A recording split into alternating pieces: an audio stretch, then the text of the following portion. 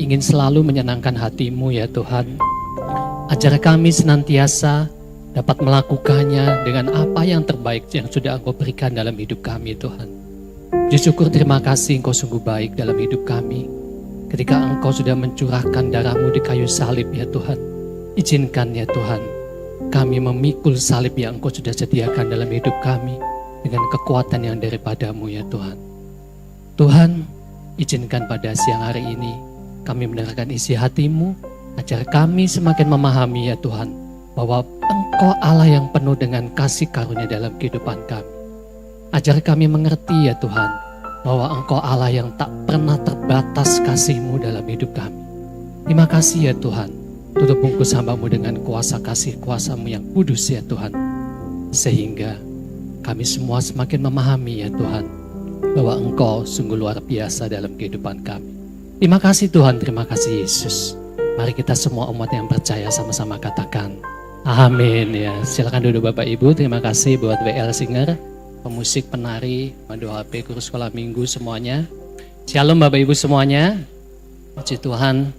Bapak Ibu, sebelum saya menyampaikan firman Tuhan, mungkin tadi ada pengumuman bahwa gereja kita ini membutuhkan tim multimedia Bapak Ibu ya.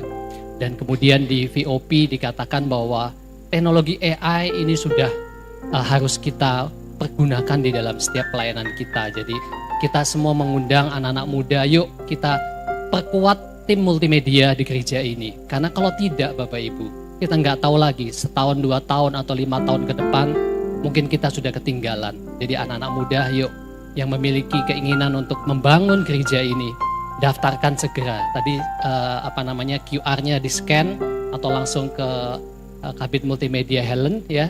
Kita sama-sama majukan multimedia di gereja ini sehingga akan menjadi satu pernyataan aun amanat agung yang luar biasa melalui tim multimedia. Amin Bapak Ibu.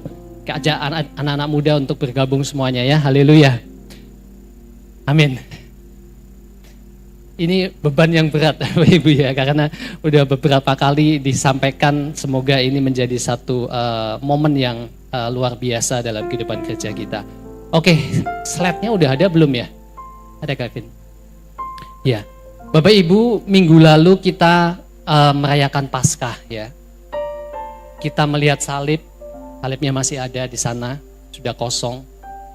Kuburnya juga udah kosong Bapak Ibu ya, dan mungkin juga kita makan telur Paskah rebus Bapak Ibu ya. Telurnya pasti udah habis juga kan. Nggak mungkin disimpan sampai sekarang ya. Dan mungkin juga ada beberapa orang yang menganggap bahwa Paskah itu hanya sekedar rutinitas, tradisi tahunan ya. Jadi ada yang dibilang Kristen napas. Kristen yang hanya datang pada waktu Natal dan Paskah saja ya. Tapi Bapak Ibu, lebih daripada itu, Paskah itu sebenarnya adalah sebuah misteri dan rahasia yang terbesar di dalam Alkitab ya. Karena Paskah bukan sekedar peristiwa, ini adalah rancangan Tuhan yang sudah disiapkan jauh, bahkan sebelum Tuhan Yesus lahir sudah disiapkan Paskah ini Bapak Ibu. Dan yang luar biasanya, Tuhan tidak hanya berbicara lewat firman, tetapi juga lewat simbol dan angka-angka, bahkan sejarah.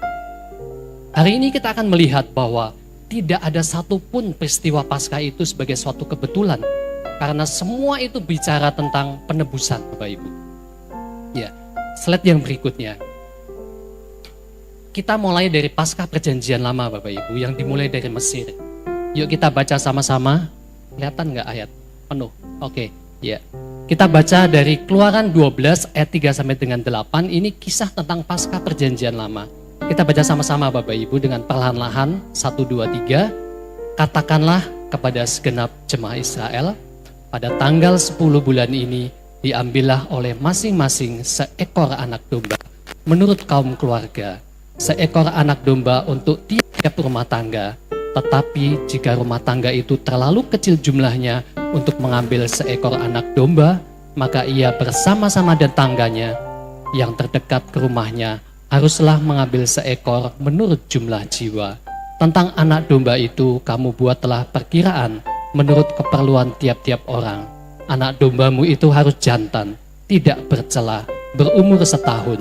Kamu boleh ambil domba atau kambing, kamu harus mengurungnya sampai hari yang ke-14 bulan ini.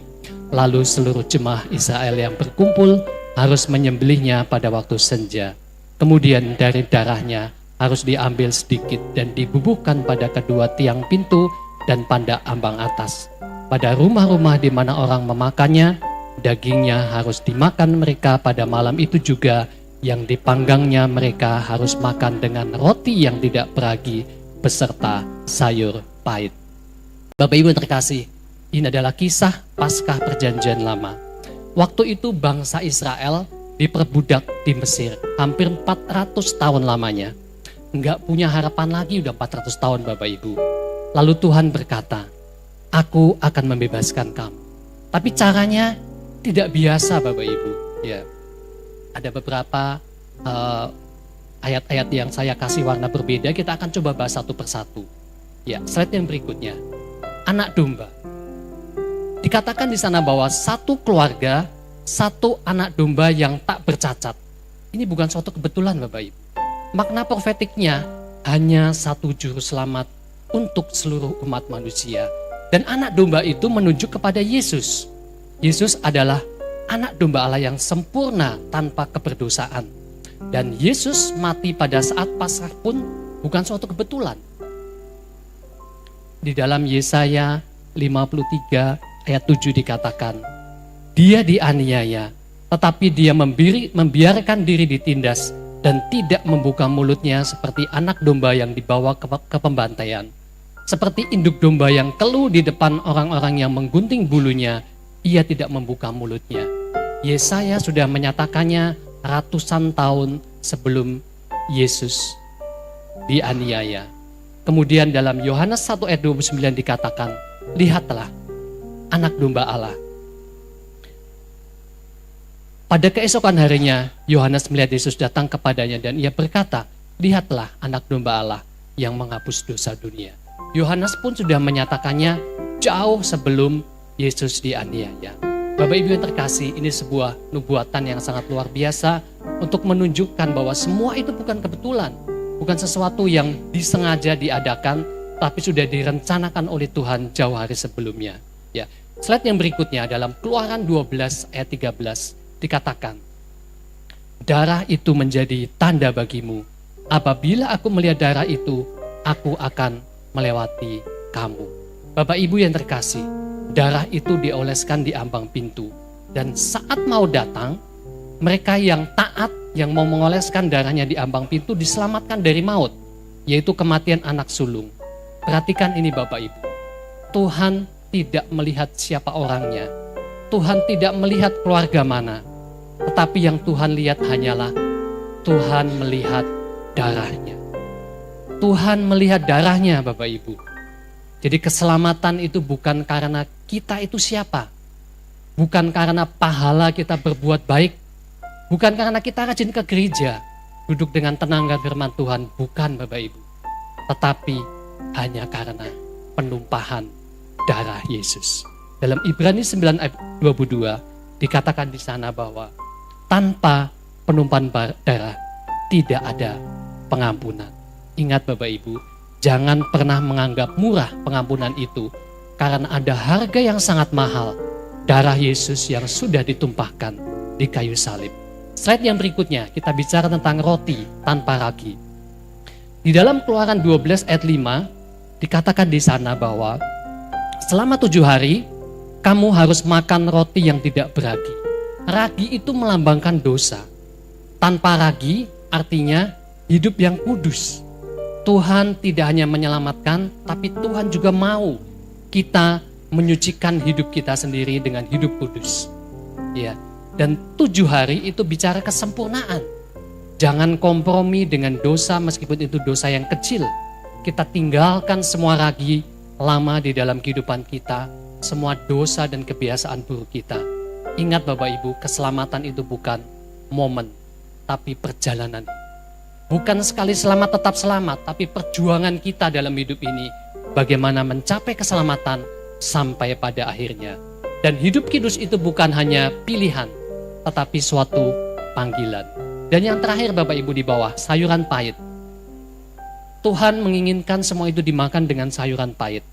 sayuran pahit pasti rasanya pahit. Dan itu untuk mengingatkan bahwa hidup tanpa Tuhan itu sangat-sangat pahit.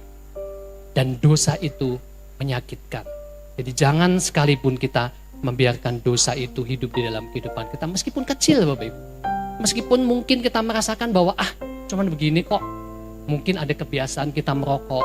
Mungkin ada kebiasaan kita membuang-buang penghasilan kita. Mungkin ada kebiasaan yang lain-lain. Yang mungkin menurut kita itu biasa-biasa aja. Tapi itu adalah sesuatu yang sangat menyakitkan. Sesuatu yang sangat pahit. Dan secara keseluruhan Bapak Ibu, Paskah Perjanjian Lama ini menjadi suatu bayangan bahwa Paskah ini bukan hanya tentang keluar dari Mesir, tetapi tentang bagaimana kita membuang Mesir dari dalam kehidupan kita. Slide yang berikutnya ada sebuah transisi besar dari Paskah Perjanjian Lama kepada Perjanjian Baru. Tuhan itu bekerja nggak sembarangan Bapak Ibu. Tuhan itu punya timeline yang tepat. Jadi kalau kita bekerja selalu ada deadline-nya. Ini Tuhan juga punya satu timeline yang sangat ketat. Ya, Tuhan sudah menetapkan bagaimana kehidupan kita ini dari penciptaan dunia sampai pada akhirnya. Di sini dikatakan ada 7 hari raya orang Yahudi. Ini menunjukkan satu gambaran rencana besar dalam kehidupan kita Bapak Ibu. Yang sebelah kanan ini adalah 4 hari raya yang sudah digenapi, yaitu hari raya Paskah ketika Tuhan Yesus mati di kayu salib, hari raya roti tak beragi ketika Yesus dikuburkan, hari raya buah sulung ketika Yesus dibangkitkan, dan nanti hari raya Pentakosta ketika Roh Kudus turun. 1, 2, 3, 4 ini sudah digenapi ketika kehidupan Yesus. Bagaimana dengan 3 hari raya yang berikutnya? Ini rencana Tuhan di dalam kehidupan kita ke depan. Ada 3 hari raya lagi yang akan datang, yaitu hari raya Sangkakala. Ketika Tuhan Yesus datang kembali untuk kedua kalinya. Dan ada hari raya pendamaian, yaitu penghakiman orang yang hidup baik atau tidak baik akan dihakimi. Dan hari raya Tabernakel, yaitu ketika Tuhan tinggal bersama dengan kita. Artinya Bapak Ibu, Paskah adalah rencana Tuhan sejak awal. Bukan sembarangan, bukan main-main, bukan terjadi tiba-tiba Bapak Ibu. Dan kita mengimani Bapak Ibu, kalau 4 hari raya sudah digenapi, artinya 3 hari raya yang berikutnya juga akan digenapi di kehidupan kita masa datang. Tapi waktunya kapan? Tak ada seorang pun yang tahu. Yang kita bisa lakukan hanya melakukan tahun amanat agung untuk mempercepat penggenapan 3 hari raya ini terjadi di dalam kehidupan kita saat ini. Amin Bapak Ibu. Kita siap untuk mengenapi tahun amanat agung Bapak Ibu ya. Ya, supaya 3 hari raya berikutnya segera digenapi. Kita akan masuk dalam sebuah cerita tentang sengsara Tuhan Yesus. Slide yang berikutnya bicara tentang perjamuan terakhir.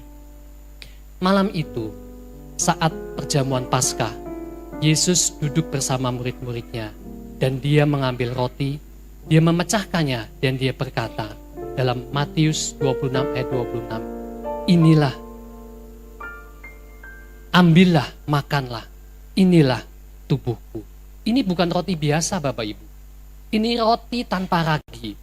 Dan ini tubuh yang akan dipecahkan. Dan dia sedang berkata, aku akan menggantikan kamu. Aku anak domba itu. Aku yang akan menjadi korban itu. Dan penebusan ini adalah untuk semua umatku. Kemudian, di dalam Matius 26 ayat 28 dia mengambil cawan yang berisi anggur dan dia berkata, ini darahku, darah perjanjian yang ditumpahkan bagi banyak orang untuk pengampunan dosa. Bapak Ibu, cawan ini berisi anggur dan anggur itu untuk menjadi anggur harus diperas Bapak Ibu. Seperti Yesus diperas dan dicurahkan darahnya untuk kita supaya kita mendapat hidup. Dan ini adalah lambang darah perjanjian. Cawan melambangkan penderitaan yang harus diminum. Dan di sana ada baskom dan handuk yang digunakan untuk pembasuhan kaki murid-murid melambangkan kerendahan hati. Raja turun menjadi hamba. Matthew Henry berkata bahwa perjamuan ini adalah jembatan dari simbol atau bayangan kepada penggenapan. Di sini simbol akan berubah menjadi kenyataan Bapak Ibu. Jadi kita menceritakan tentang simbol tetapi simbol itu akan menjadi satu kenyataan. Peristiwa yang berikutnya Bapak Ibu, Getsemani. Getsemani artinya adalah tempat pemerasan minyak zaitun atau oil press. Zaitun itu untuk menjadi minyak harus dihancurkan, harus diperas melalui tekanan yang berat dan penghancuran yang total, sehingga dia baru akan keluar minyak. Dan di sana di Getsemani, Yesus ditekan, Yesus digumulkan, dan Yesus diperas secara emosional dan rohani sampai keluar keringat seperti darah. Dalam Lukas 22 ayat 42, ayat 44, peluhnya menjadi seperti titik-titik darah. Sementara itu Bapak Ibu, apa yang terjadi dengan para muridnya? Muridnya tertidur, menunjukkan kelemahan manusia. Dan saat itu Yesus berdoa 3 kali. Angka 3 ini adalah menunjukkan keputusan yang sempurna. Nanti kita akan bahas lebih lanjut tentang angka 3. Dan dia berkata dalam Lukas 22 ayat 42. Ayat 42. Ya Bapakku, jikalau engkau mau, ambillah cawan ini daripadaku. Tetapi bukanlah kehendakku, melainkan kehendak-Mu lah yang terjadi.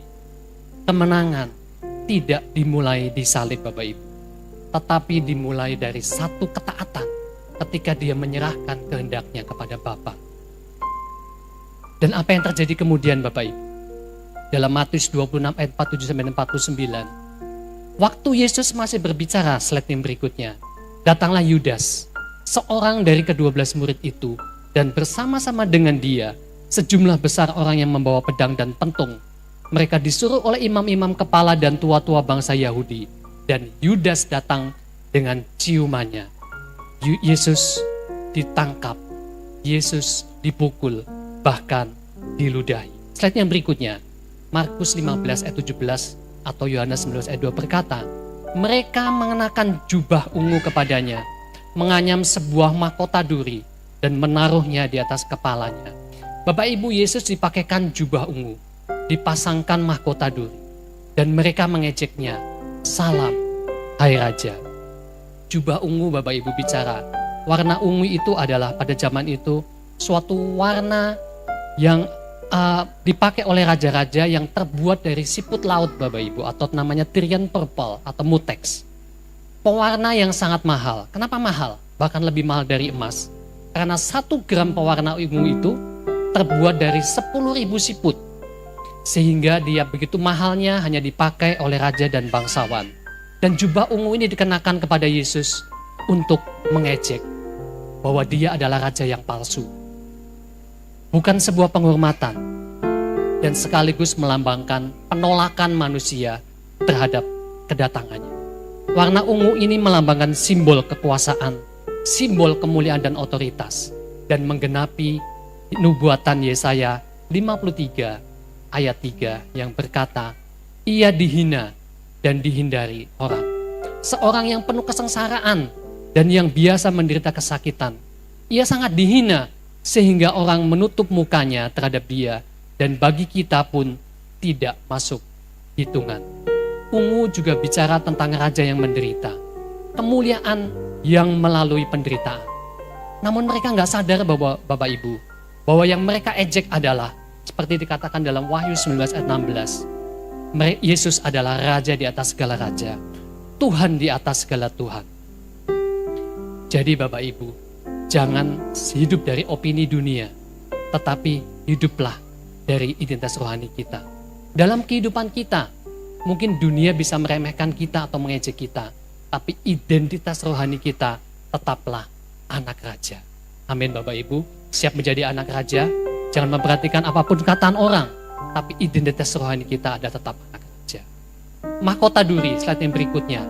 Kemungkinan mahkota duri ini dibuat dari tanaman Timur Tengah, seperti namanya di situ adalah Sisyphus spina Christi. Ya, susah banget namanya Bapak Ibu ya. Dan ini tanaman yang sangat keras, tajam sekali durinya dan menusuk dalam. Dalam Kejadian 3 ayat 18 dikatakan, tanah akan menghasilkan semak duri, sebuah kutukan. Duri itu lambang kutuk dosa sejak kejatuhan Adam. Dan Matius 27 ayat 29 berkata, mereka menganyam sebuah mahkota duri.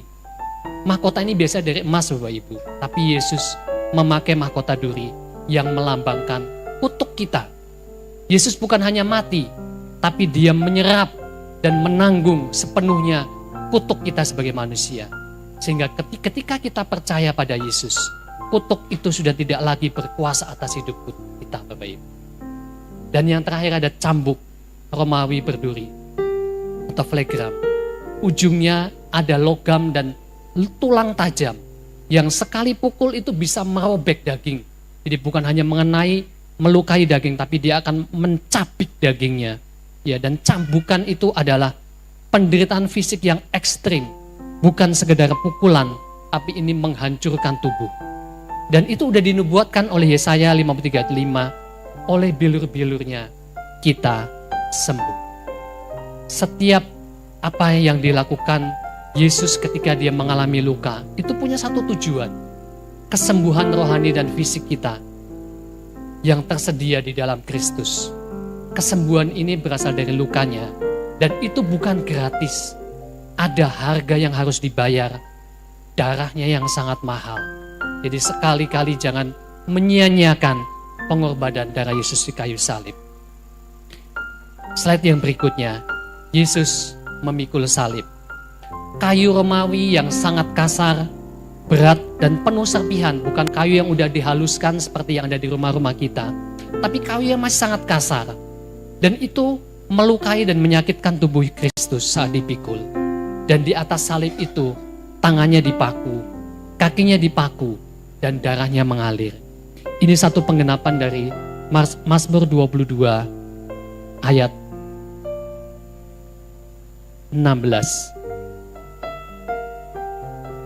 ayat 7 dan 19. Ada kesalahan di situ, Bapak Ibu. Mereka menusuk tangan dan kakiku, mereka membagi-bagi pakaianku di antara mereka. Ayat nubuatan ini sudah ditulis ratusan tahun sebelum penyaliban. Dan di Taman Eden, Bapak Ibu, manusia jatuh karena pohon, tapi di Golgota manusia ditebus lewat kayu. Jadi kayu adalah kutuk, tetapi di tangan Tuhan, kutuk itu bisa menjadi alat keselamatan.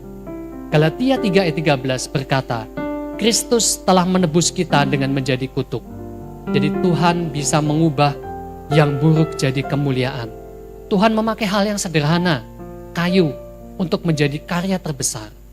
Jadi jangan meremehkan hal kecil dalam hidup kita, Bapak Ibu. Di salib, dia mengambil dosa kita, dan kita menerima hidup. Ini bukan penderitaan yang biasa. Ini sebuah pertukaran. Menurut Wayne Grudem, Kristus mengalami penal substitution atau hukuman yang seharusnya ditanggung oleh manusia. Kita menerima hidupnya. Dan menurut John Stott, salib adalah pusat Injil. Kristus menggantikan manusia sepenuhnya. Salib adalah bukti kasih karunia Allah yang menyelamatkan kita. Bukan sebuah tragedi. Tapi konsekuensinya ada, yaitu ketika kita ikut Yesus, harus siap memikul salib. Amin, Bapak Ibu. Salib bukan penderitaan yang asal-asalan, tetapi menyangkal diri untuk taat dan setia, tetap hidup benar meskipun mungkin nggak menguntungkan hidup benar, tetap melayani walau mungkin capek, tetap setia walaupun mungkin orang nggak melihat kita, dan tetap mengasihi walau mungkin disakiti. Semua itu adalah bukti kasih karunia daripada Tuhan Yesus. Karena salibmu ku hidup, karena salibmu ku menang. Engkau yang berkuasa, sanggup untuk melakukan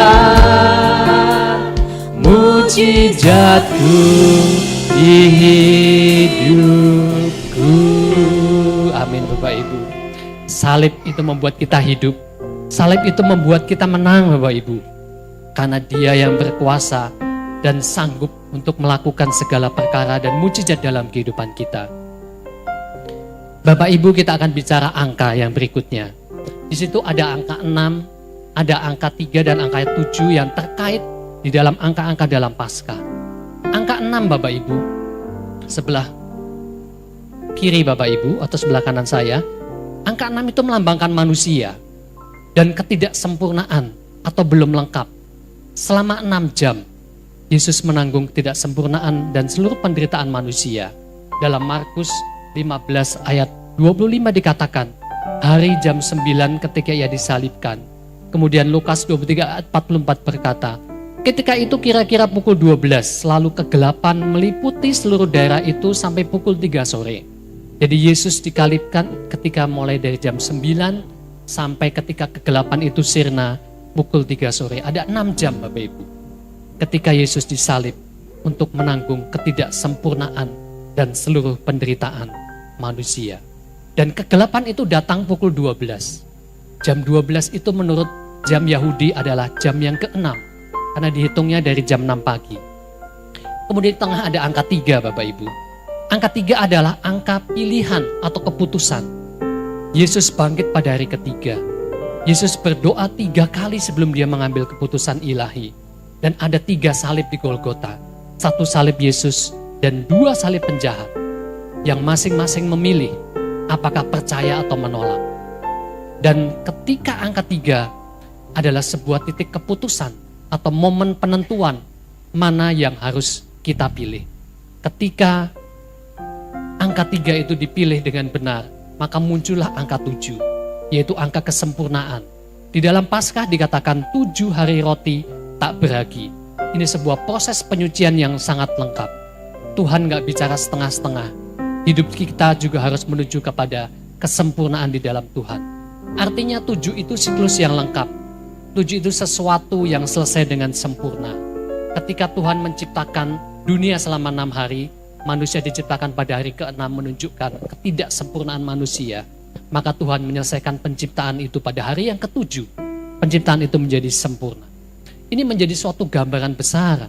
Bagaimana manusia tidak bisa mencapai kesempurnaan, tetapi dia harus mengambil keputusan untuk menerima Kristus.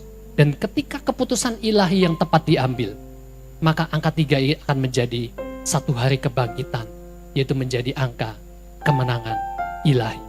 Amin Bapak Ibu, siap mengambil keputusan yang terbaik. Ketika keputusan ilahi itu yang benar diambil, maka akan terjadi kemenangan ilahi. Ya. Yang berikutnya Bapak Ibu, kubur yang kosong. Yesus mati, kubur ditutup, semua terasa selesai. Murid-murid putus asa dan ketakutan. Hari itu menjadi sunyi dan gelap, dan semua terdiam. Tetapi ketika kita berpikir bahwa Tuhan itu diam, Tuhan tidak terlihat bekerja, tetapi faktanya Tuhan sedang menciapkan suatu mujizat. Tuhan tetap aktif.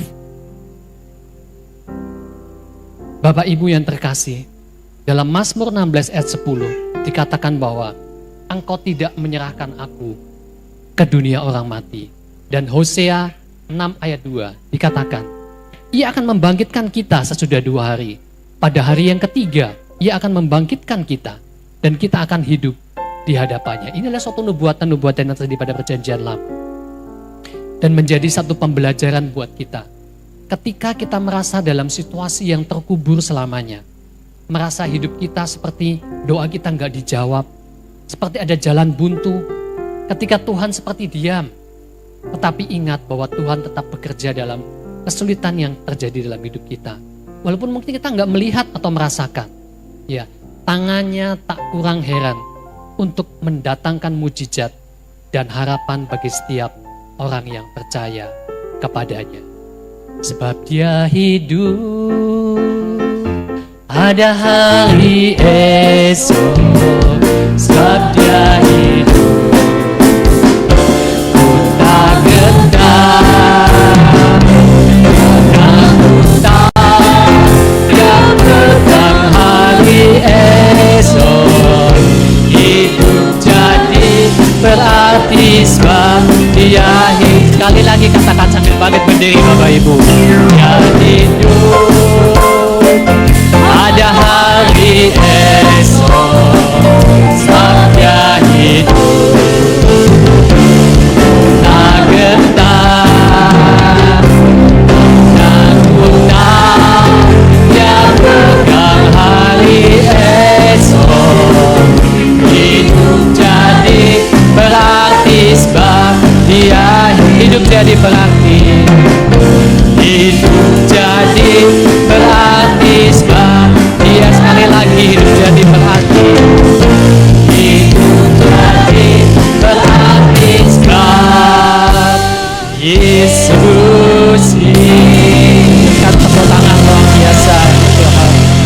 duduk Bapak Ibu. Hidup kita menjadi berarti ketika dia hidup. Dalam slide yang berikutnya, Matius 28 ayat 6 berkata, ia tidak ada di sini, sebab ia telah bangkit.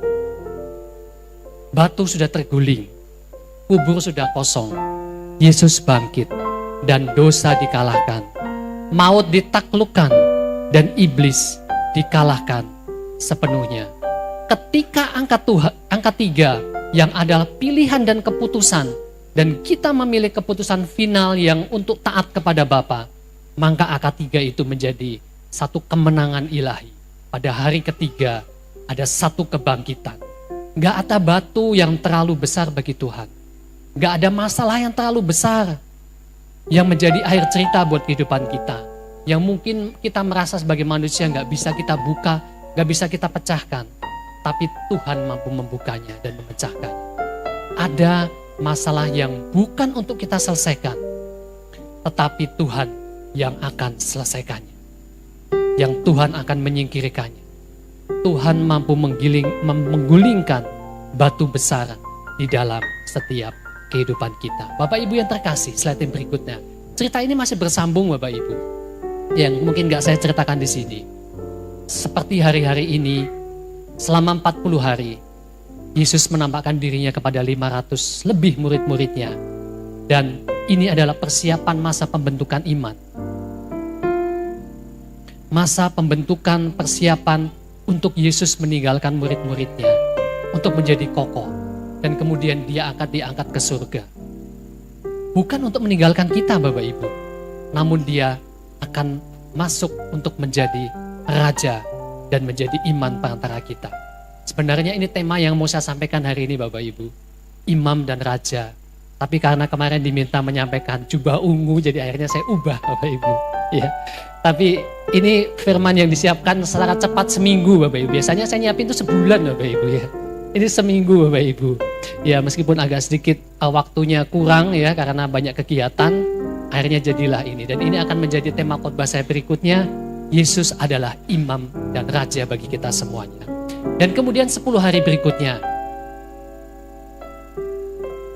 Roh Kudus diutus untuk menjadi penolong bagi kehidupan orang yang percaya. Yang kita akan rayakan di hari Pentakosta.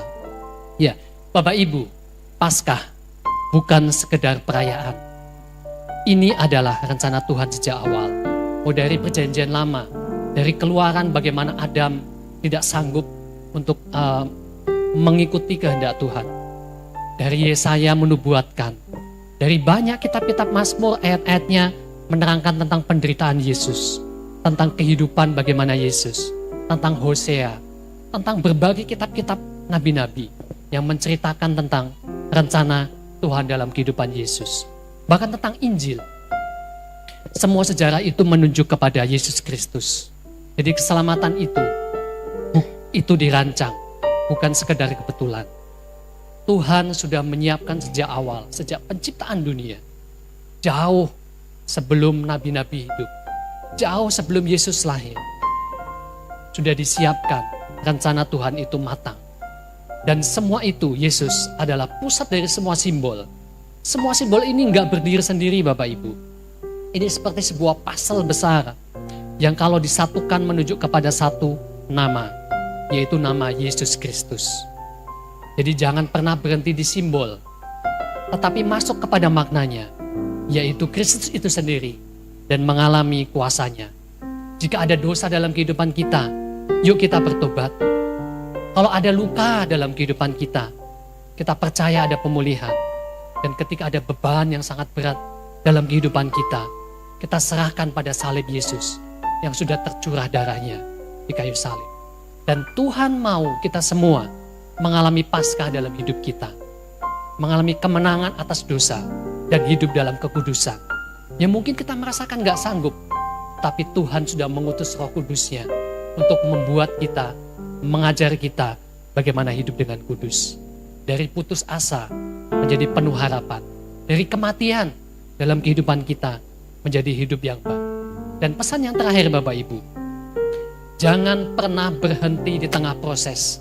Ketika proses itu sudah kita mulai, Ketika kita sudah percaya kepadanya, kita harus mengakhiri proses itu dengan suatu kehidupan yang penuh kekudusan dan hidup di dalam Tuhan. Kalau hari ini kita masih hidup di Taman Getsemani, tetaplah taat. Karena itu adalah suatu pilihan dalam keputusan hidup kita. Ketika kita masih hidup di dalam salib, tetaplah percaya bahwa Tuhan sanggup mengubahkan segala sesuatunya. Bahkan ketika kita masih hidup seperti dalam kubur, tetap mengimani bahwa Dia akan hadir dan membangkitkan kita semua dalam suatu kehidupan yang Tuhan sudah rencanakan. Kebangkitan pasti akan datang dalam hidup kita. Amin Bapak Ibu. Bangkit gereja Tuhan sekarang, maju dalam kuasa Roh Kudus. Ya bangkit Bapak Ibu. Kemenangan telah diberikan, kuasa dosa dipatahkan. Kami undang WL singkat. Pulihkan, bersoraklah.